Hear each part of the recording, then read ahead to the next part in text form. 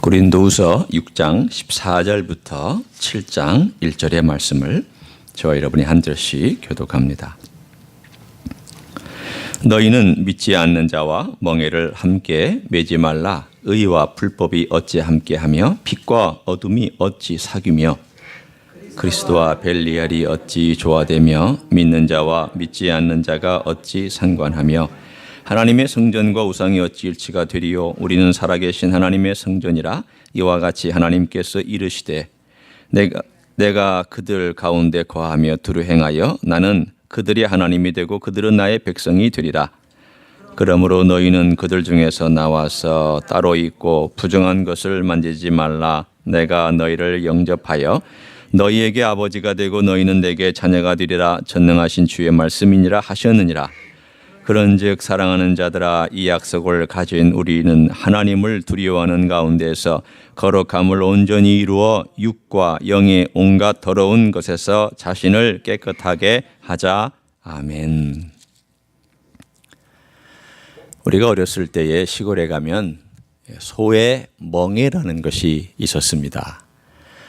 여러분도 아마 머릿속에 이렇게 멍에 그러면 이렇게 휘어진 이렇게 휘어져서 소의 등에다가 막대기 같이 이렇게 휘어진 막대기를 다 걸어놓고 그리고 나서는 거기다 끈을 묶은 다음에 뒤에서 쟁기질을 하는 그런 시골의 모습을 아마도 아주 어렸을 때나 또는 아주 시골에 가셨을 때 아마 상상하거나 그림을 그려보실 수 있을 겁니다.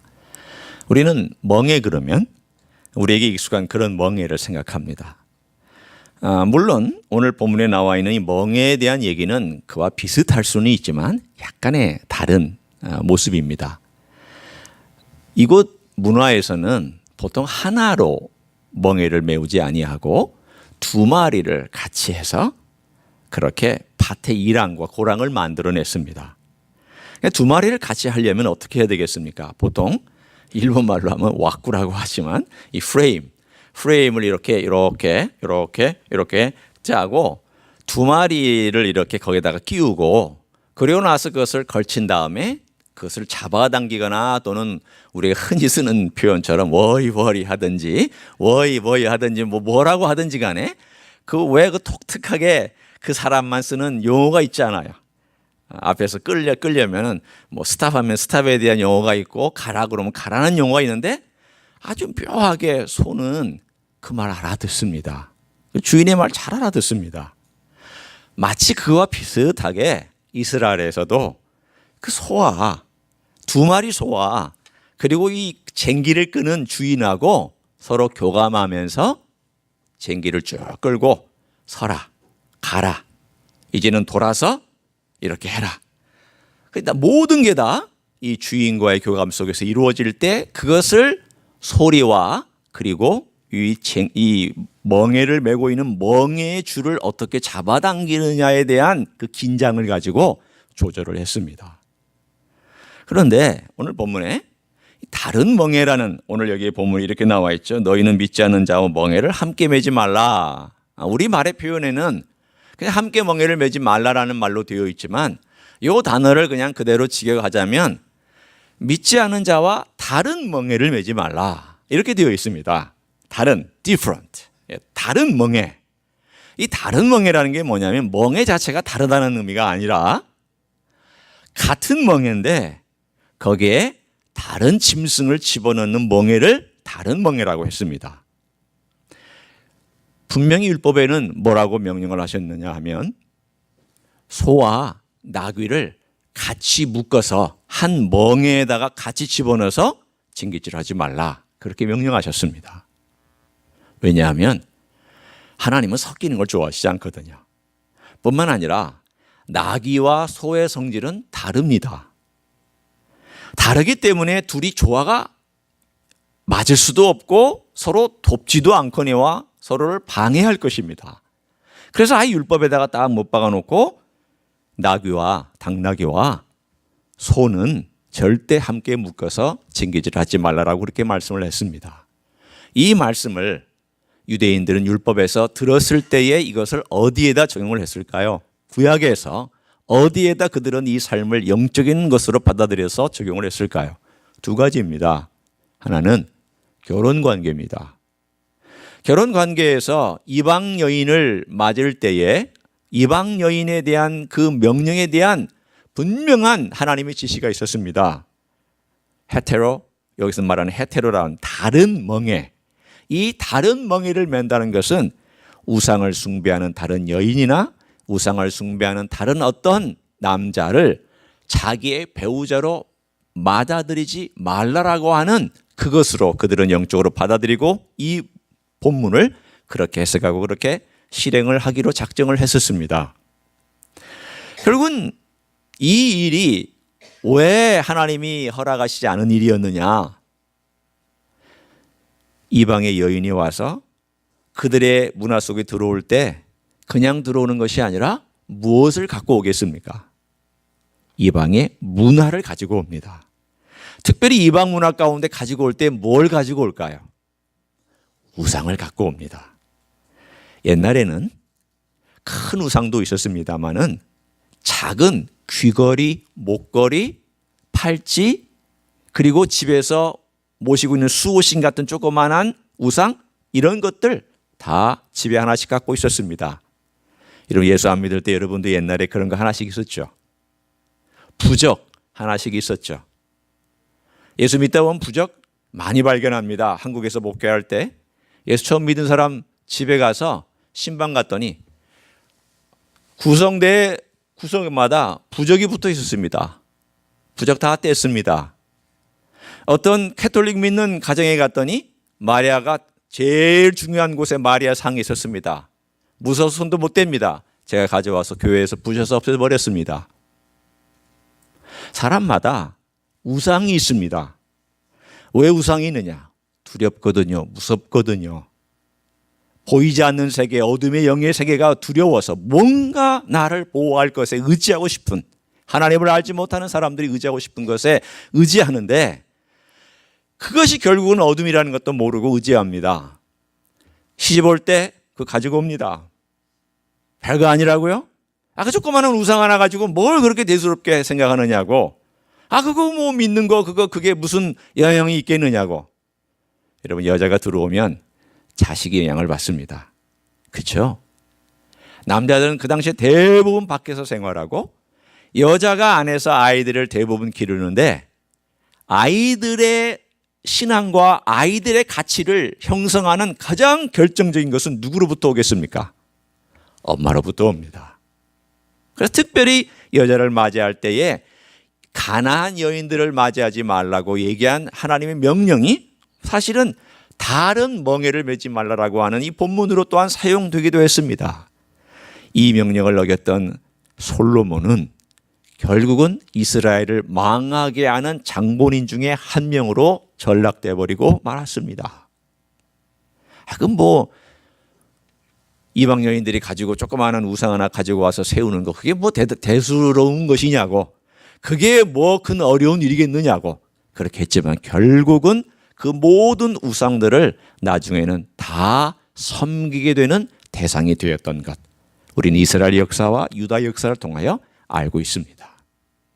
또 하나는, 다른 멍에라는 또 하나는 정통적인 가르침이 아닌 다른 가르침을 가르치는, 그 가르침을 따라가는 것이나 그런 스승의 가르침을 쫓아가는 것, 이것을 다른 멍에라고 했습니다.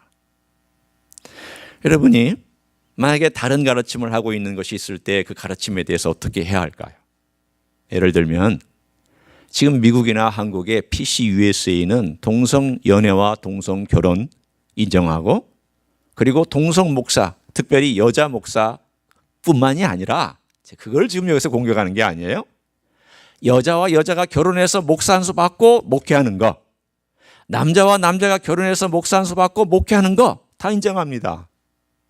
그러면 그렇게 인정하는 교단에 내가 속해 있을 때에 뭐 나만 신앙 잘 지키면 되지, 그거 무슨 문제입니까? 그럼 그들의 문제고 나는 하나님께 기도하고 나는 하나님께 말씀을 읽으면서 섬기면 되지 않습니까? 이렇게 얘기할 수 있습니다. 성경은 그것에 대해서 뭐라고 얘기할까요? 오늘 본문에 있는 내용입니다. 멍에를 같이 매지 말라. 다른 멍에. 다른 멍에. 다른 가르침을 따라가는, 하나님께서 말씀하실 때 아니다, 이건 복음이 아니다 라고 얘기한 것을 따라가는 것에 대하여 하나님은 뭐라고 말씀하시냐면 No, 같이 가지 마라, 같이 속해 있지 마라, 그렇게 말씀하십니다. 여러분, 그런 교단에 남아있는 것은 하나님의 뜻이 결코 아닙니다. 아마 여러분이 유명한 목사님들이 거기에 남아있는 것에 대하여 동조하실지 모르지만 그것은 결코 하나님이 기뻐하시는 뜻이 아닙니다. 예를 들면 오늘 여기에서 멍에를 함께 매지 말라라고 하는 것은 이 두 가지의 경우에 해당되는데, 그렇다면 오늘 본문에 사도 바울이 말씀하고 있는 이 다른 멍에는 어떤 것을 가정하고 얘기하는 것일까요? 믿지 않는 여자와 혹은 믿지 않는 남자와 결혼하지 말라, 이것을 염두에 두고 얘기하는 것일까요? 그거 같지는 않아요. 물론 적용할 수는 있어요. 적용할 수는 있지만 오늘 본문에 가장 우리가 생각해야 될 문맥의 흐름상 갑자기 엉뚱하게 생뚱맞게 그거 얘기를 하는 건 아니에요. 여기서 뭘 얘기하는 것일까요? 두 번째의 경우를 얘기하고 있습니다. 왜곡된 복음, 잘못된 복음, 잘못된 가르침을 하고 있는 사람들에게 너가 만약에 속해 있다면 넌 어떻게 해야 되느냐, 그 얘기를 하고 있습니다. 왜 이 이야기가 나올까요? 우리 이제까지 고린도 후서를 보면서 쭉 얘기를 나눴습니다.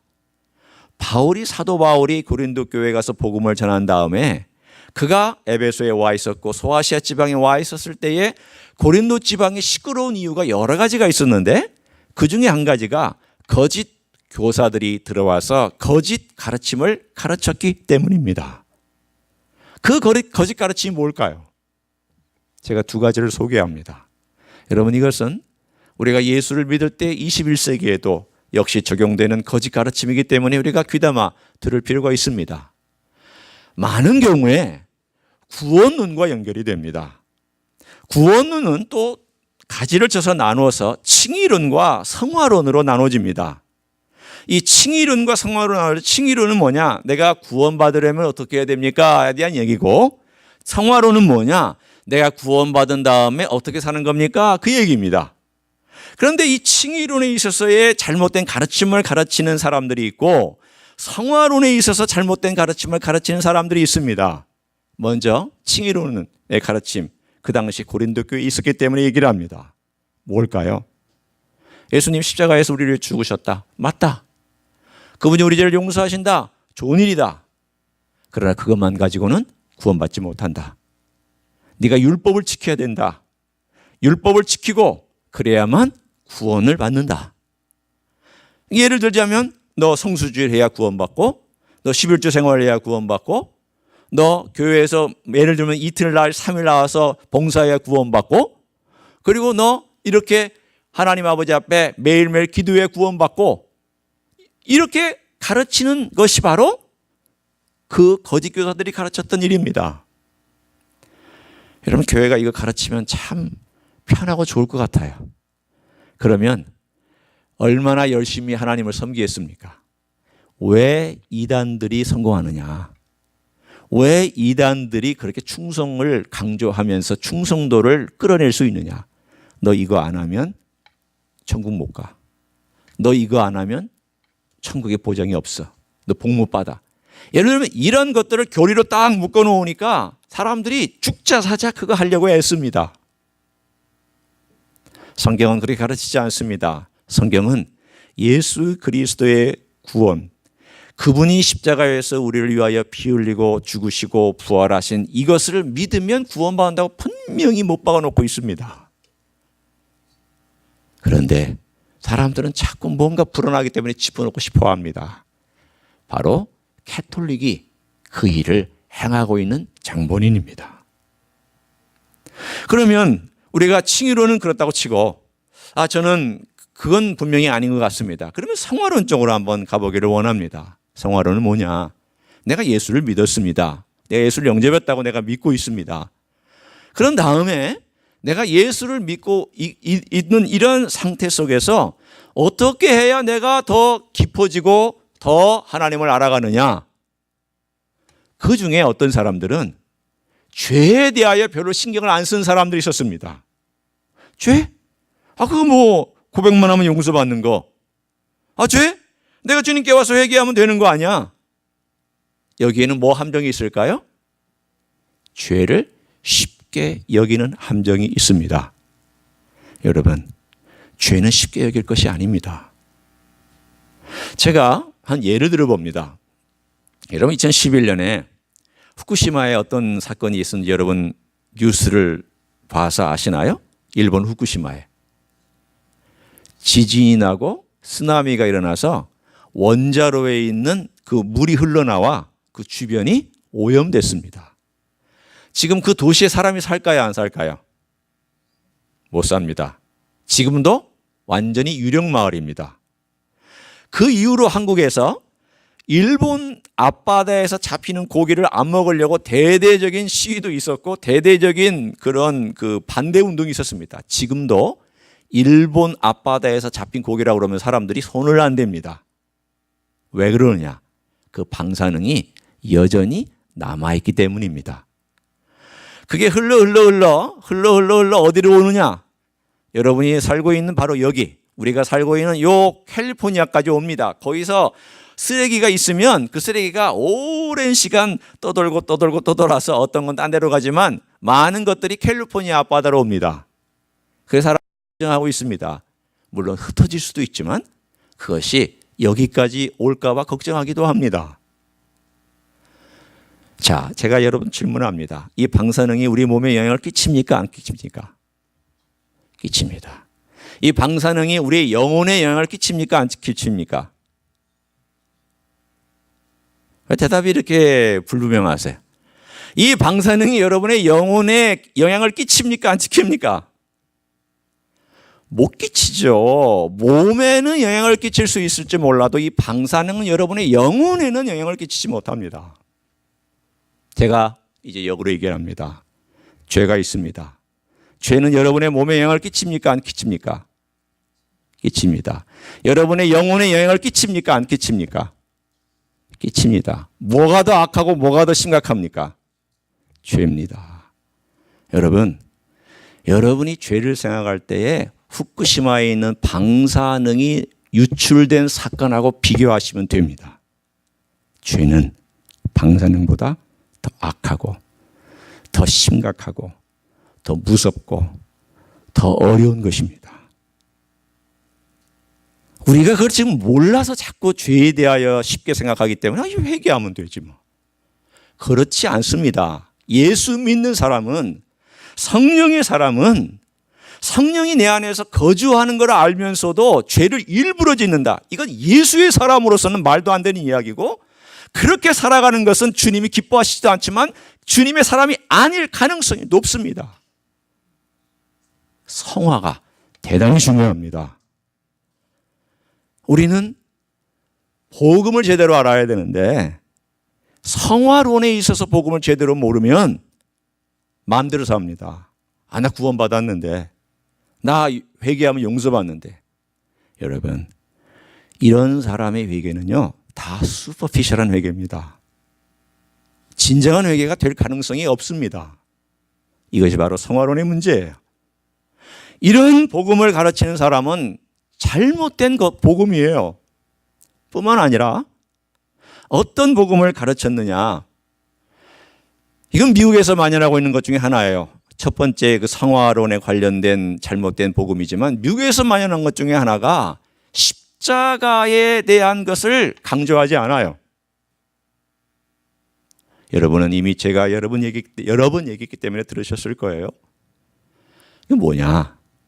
하나님이 주님께서 우리를 위해서 십자가에서 죽으셨고 우리의 저주를 없애셨는데 왜 자꾸 십자가를 거들먹거리면서 이렇게 우울하게 살아야 되느냐? 왜 자꾸 죄에 대하여 언급하며 살아야 되느냐? 우리는 부자가 되고 건강하고 축복받고 성공하도록 되어 있지 않느냐? 이것은 복음 아닙니다. 우리는 결국은 주님 앞에서 번영하게 될 것입니다. 저 그거 믿습니다. 우리는 주님 앞에서 축복받을 것입니다. 저는 그거 믿습니다. 그러나 그것이 우리 신앙의 목적은 아닙니다. 주된 것도 아닙니다. 건강해지는 것도 신앙의 주된 목적 아닙니다. 신앙의 주된 목적은 뭘까요? 첫 번째는 하나님께 영광 돌리는 것이요.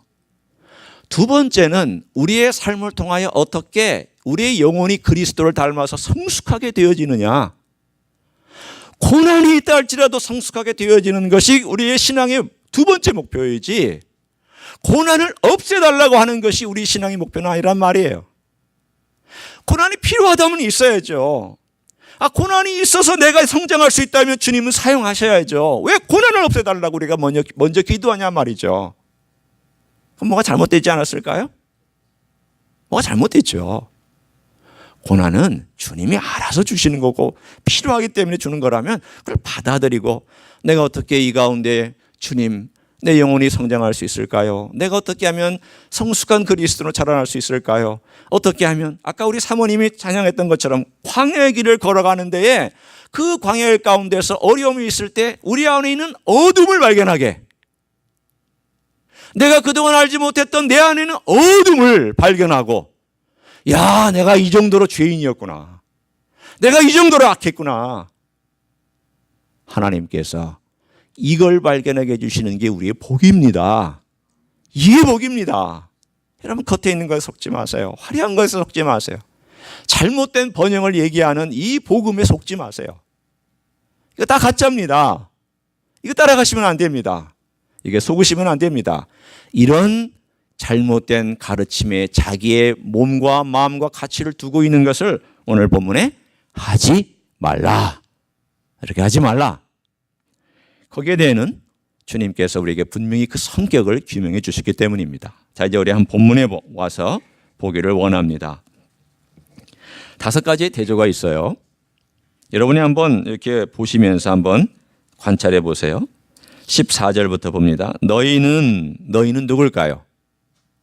고린도 교회인 믿는 자죠. 그리고 믿지 않는 자는 누굴까요? 세상 사람들일 수도 있지만 거짓된 가르침을 가르치는 믿지 않는 악한 자들을 의미할 수 있어요. 두 번째, 그러면 이들은 대조가 되어 있어요. 하나는 의와 불법이에요. 두 번째 대조예요. 의와 불법이에요. 의와 불법이 같이 갈 수 있나요? 아니요. 같이 못 갑니다. 자, 빛과 어둠 같이 갈 수 있나요? 같이 못 갑니다. 빛이 있으면 어둠이 사라지고요. 어둠이 짙으면요, 빛이 없다는 뜻이에요. 네 번째, 그리스도와 벨리알. 벨리알은 사탄의 다른 이름입니다. 그리스도와 벨리알이 같이 갈 수 있나요? 아니요. 벨리알이 지배하고 있는 곳에는 그리스도의 지배력이 미치지 잘 못해요. 그러나 그리스도의 지배력이 미치는 곳은 벨리알이 미치지 못해요. 물론 궁극적으로 모든 지배는 그리스도 아래에 있는 건 맞습니다. 5번째, 믿는 자 믿지 않는 자는 이미 첫 번째 했으니까 5번째 16절, 하나님의 성전과 우상, 성전과 우상이 같이 갈 수 있나요? 없나요? 없습니다. 자, 그러면 여기에 나와 있는 내용들을 다 종합해 봅니다. 믿는 자, 의, 그 다음에 빛, 그리스도, 하나님의 성전. 여러분은 누굽니까? 여러분은 빛이시고, 여러분은 의가 되시고, 여러분은 하나님의 성전이고, 여러분은 믿는 자고, 여러분은 그리스도와 함께 있는 자입니다. 그러면 그런 믿는 사람이 잘못된 가르침과 세상의 가르침과 세상의 욕망을 따라가고 있는 어둠과 불법과 벨리알과 우상을 섬기는 자들과 멍에를 같이 매야 할까요? 매지 말아야 할까요? 매지 말아야죠. 멍에를 맨다는 건 뭔데요? 공동 운명체를 얘기하고 있습니다. 사귐을 얘기하고 있습니다. 교제를 의미하고 있습니다. 유니온, 같이 하나가 됨을 의미합니다. 영향받고 영향을 주는 걸 얘기하고 있습니다. 이것 끊으라는 겁니다. 우리의 삶 속에서 이것이 얼마나 우리의 삶에 중요한지, 우리의 삶이 영적으로 성장하려면 끊는 연습하지 아니하면 성장 없습니다. 여러분, 이건 대단히 중요합니다. 왜 많은 교회와 왜 많은 그리스도인들이 성장하지 못하느냐? 끊지 못하기 때문에 성장하지 못합니다.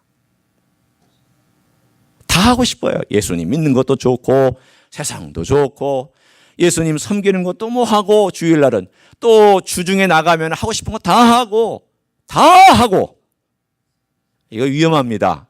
대단히 위험합니다. 후쿠시마의 방사능 유출된 것보다 훨씬 더 위험한 일입니다. 하지 말라는 겁니다. 그럼 우리는 어떻게 해야 할까요?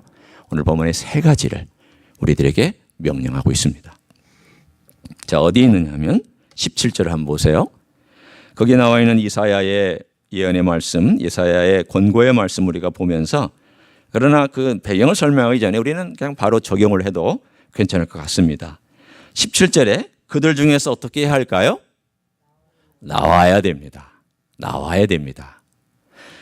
이 영어로 말하면 come out of them입니다. 그들에게서부터 나와라라는 겁니다. 나와야 됩니다. 우리가 삶을 살아갈 때에 우리가 끊을 것이 있어야 되는데 그들의 삶의 가치관을 끊으려면 그들과 어울리는 것을 끊어야 됩니다. 제가 한국에서 목회할 때에 참 신실한 한 분이 있었습니다. 장로님이셨는데요. 이분은 원래 불교에 엄청 심취했던 분이었어요.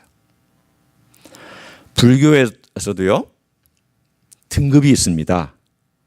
정말 절을 많이 세운 사람들은요, 레벨이 다릅니다. 이 파워가 달라요. 그 사람의 가지고 있는 어떤 뭐라고 그럴까? 잘못된 영적 파워라고 할까요? 이런 것이 있는데 이분은요, 어마어마한 그런 분이었어요. 뭐 스님도 아니었고 그런 건 아니었지만, 근데 이분이 예수 그리스도의 복음을 받고 나서는 확 뒤바뀌었어요. 그리고 나서 이분이 평신도로부터 섬기기 시작하는데 이분이 입버릇처럼 뭐라고 그러냐면 왜 그렇게 열심히 섬기시느냐고 하면은 이분이 이렇게 얘기합니다. 내가 예수님 몰라서 허비한 세월이 아까워서, 내가 예수님 모르고 엉뚱한 내 시간을 보냈던 그 세월이 아까워서 나는 하루도 그냥 살 수가 없습니다. 그분이 50대 초반에 예수를 믿게 됐는데 얼마나 열심히 믿는지, 얼마나 열심히 절 다닌 사람 전도하는지, 아마 전도의 상을 받았으면 이분이 제일 많이 받았을 거예요. 이분이요, 집사가 되고 장로가 되고 그리고 한 60 중반에 65세쯤 되어서 병에 걸려서 65세 돌아가셨어요. 한 15년을 치열하게 사셨어요. 정말 치열하게 사셨어요. 가만히 제가 그분의 생애를 예수 영접하고 그리고 예수님 믿은 다음에 일꾼이 되고 그리고 병에 걸려서 60대 중반에 돌아가신 그 생애를 이렇게 보면, 야, 이분은 평생 동안 주님 섬기지도 제대로 섬기지도 못하면서 교회 들락날락 한 사람의 1년보다 훨씬 더 많은 생활을, 훨씬 더 많은 것들을 그들이 평생 동안 한 것보다 더 많이도, 1년은 고사하고 평생 동안 한 것보다 더 많은 사랑과 헌신을 주님께 드리고 갔구나. 여러분, 어떤 사람은 끊을 거 확실하게 끊습니다. 어떤 사람은 내가 예수 그동안 믿지 못한 것이 너무 억울해서 그 시간을 예수님을 위해서 투자하고 일생 전체를 투자해서 예수님 전하는데 바친 그런 사람들도 있습니다. 우리는 그렇게 살지를 못할지라도 우리가 이 세상에 속하여서 세상 흐름 따라가고 이것저것 그냥 좋으면 좋은 줄 알고 다 따라가는 그런 삶을 살고 있다면 나오라고 얘기합니다. 빠져나와라. 빠져나와야 됩니다. 두 번째는 오늘 본문에 한번 보세요. 나와서 어떻게 해야 될까요? 따로 있고 부정한 것을 만지지 말라. 이걸 긍정적인 말로 표현하면 따로 나와서 거룩함을 입으라, 그 뜻입니다. 부정한 걸 만지지 말고 거룩한 삶으로 내 삶을 바꿔나가라는 뜻입니다.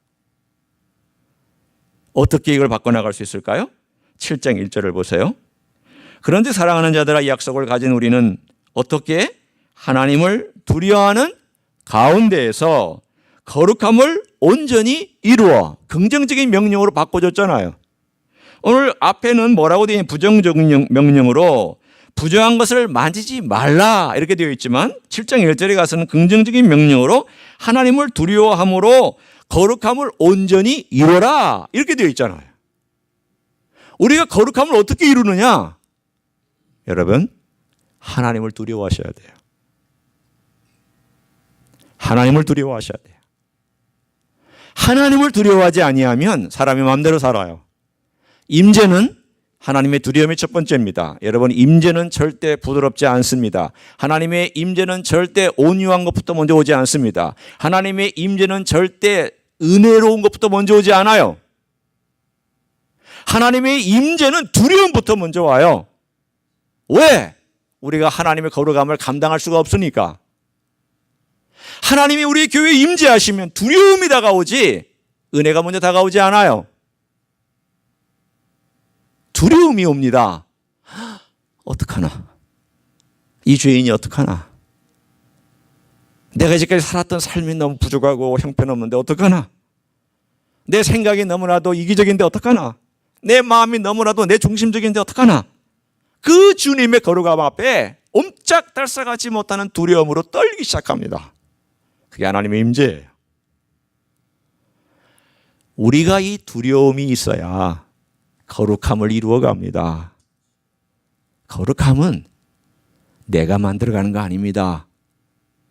하나님의 임재를 사모하고 그 임재를 경험하고 그 임재 때문에 슬퍼하고 그 임재 앞에서 노출된 내 죄가 얼마나 큰지를 알아가고 내가 부족하다는 것을 깨닫고 주님 앞에 내 자신을 그대로 노출시키며 도와달라고 그때 하나님의 은혜가 임하는 거예요. 주여, 내가 아무것도 할 수 없으니까 나를 도와주세요. 내가 무능하니까 성령님 내 안에서 날 도와주세요. 주 예수여, 위에서부터 나를 도와주세요. 그렇게 우리가 은혜를 구하는 겸손한 마음이 있을 때 그 겸손한 마음에 하나님 은혜가 비 오듯 그리고 폭포수처럼 쏟아질 줄로 믿습니다. 그렇지 않으면 은혜가 와도 은혜인 줄 몰라요. 오늘 하나님의 두려움을 아는 자, 아버지 앞에 그 두려움 때문에 떠는 자, 성경 읽어보세요. 성경에 나와 있는 선지자들이 얼마나 하나님을 두려워했는지, 다윗이 얼마나 하나님을 두려워했는지, 우리 예수님이 얼마나 우리 아버지 하나님을 경외하셨는지 읽어보세요. 이 두려움과 경외함이 없이는 절대 거룩함을 이루어나갈 수 없습니다. 세 번째는, 그러나 우리는 이 두려움과 경외함과 거룩함을 이루어나가기에는 터무니없이 부족하잖아요. 그럼 우리를 도와줄 분이 필요해요. 물론 성령님께서 우리 안에서 도와주시지만 제일 먼저 주님께서 우리에게 주신 메시지가 있어요. 이 멍에와 관련된 메시지가 있어요. 어딜까요? 여러분 생각해 보세요. 신약에 어디에 멍에와 관련된 단어가, 멍이란 단어가 나오는 본문이 있습니다. 어딜까요? 마태복음 11장 28절에서부터 30절. 자, 우리 외우시는 분들 한번 같이 해보겠습니다. 시작. 수고하고 무거운 짐진 자들아 다 내게 나는 마음이 온유하고 겸손하니 내 멍에를 메고 내게 배우라. 그리하면 너희가 쉼을 얻으리니 내 멍에는 쉽고 내 짐은 가벼움이라 하시니라.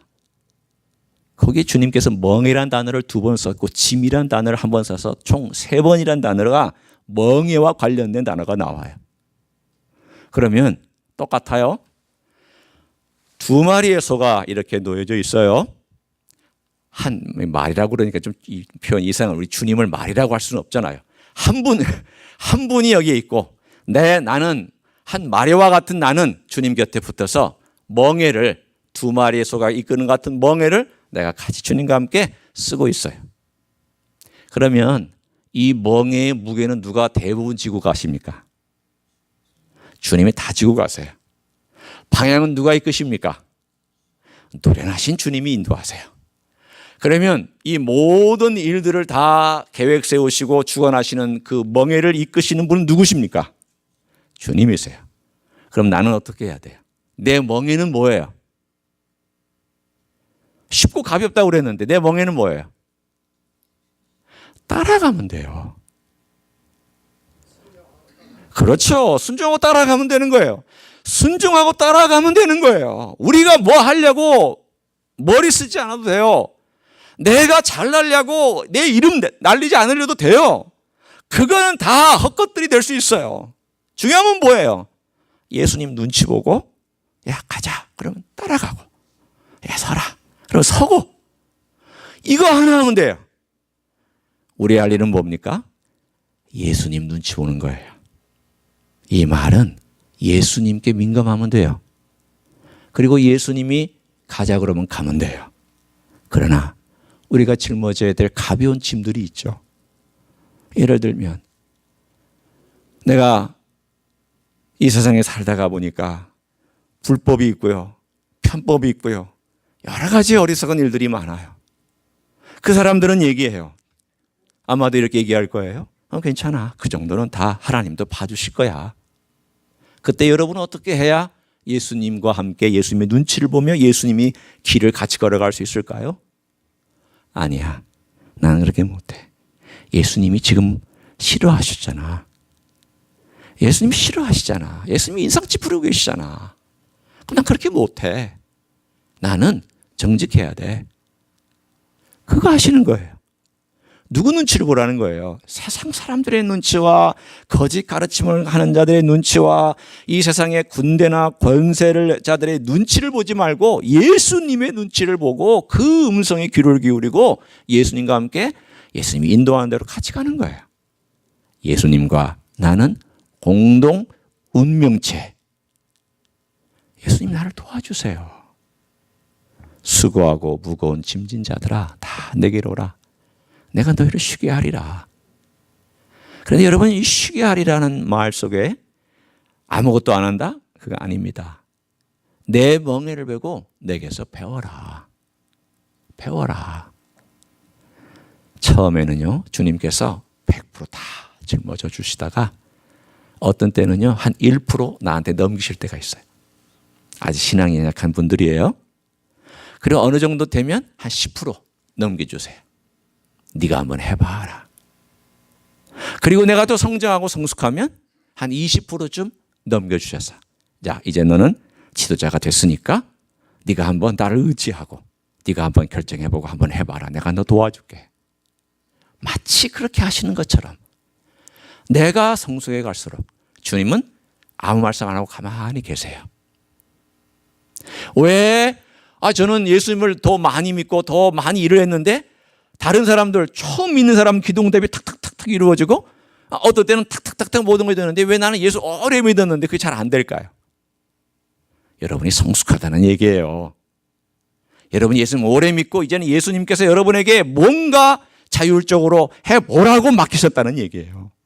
그러면 해야죠. 기도하면서 주님 평안 주시는 대로 주님께서 나를 인도하시겠다는 그 확신을 가지고 내가 이제는 주님께 아뢰고 기도하고 묻고 그러면서 어떤 음성을 주시거든 따라가는 거예요. 그것이 꼭 기적이 아니더라도 성숙할수록 주님은 침묵을 지키실 때가 더 많아요. 사랑하는 성도 여러분, 오늘 고린도 후서를 쓴 대상이 된 그 고린도 교회들에게 오늘 말하는 내용이 그거 아닙니까? 뭘까요? 다른 게 아니에요. 너희들 그 낮은 자리, 유치한 자리에서 머물지 말고 이제 좀 성숙한 자리까지 가봐라. 왜 여전히 유치원 같은 그런 데서 나이는 30인데 왜 유치원에서 놀고 있느냐? 여러분 생각해 보세요. 얼마나 유치해요. 나이가 40인데 유치원 애들하고 놀고 있어요. 그거는 손주들하고 가끔 놀아줄 때 하는 것이지 우리 신앙이 그렇게 놀면 안 되잖아요. 근데 그런 그리스도인이 많아요. 40년 믿었는데 유치원이에요. 50년 믿었는데 유치원이에요. 주님이 원하시는 것은 유치원생이 아닙니다. 믿음이 성장해서 성숙해지고 내가 그리스도인으로서 이렇게 살면 안 되겠다. 끈을 끊고 주님께 속하기 위하여서 거룩을 하나님을 두려워함으로 거룩을 쫓아가되 내 힘으로 안 되는 걸 알고 주님께 딱 붙어 있어서 주님이 인도하시는 대로 주님의 멍에를 메고 배워가는 그것을 통해서 우리가 신앙의 성숙을 가져올 줄로 믿습니다. 그런 놀라운 주님의 종들이 되기를 예수님의 이름으로 축원합니다. 기도하시겠습니다.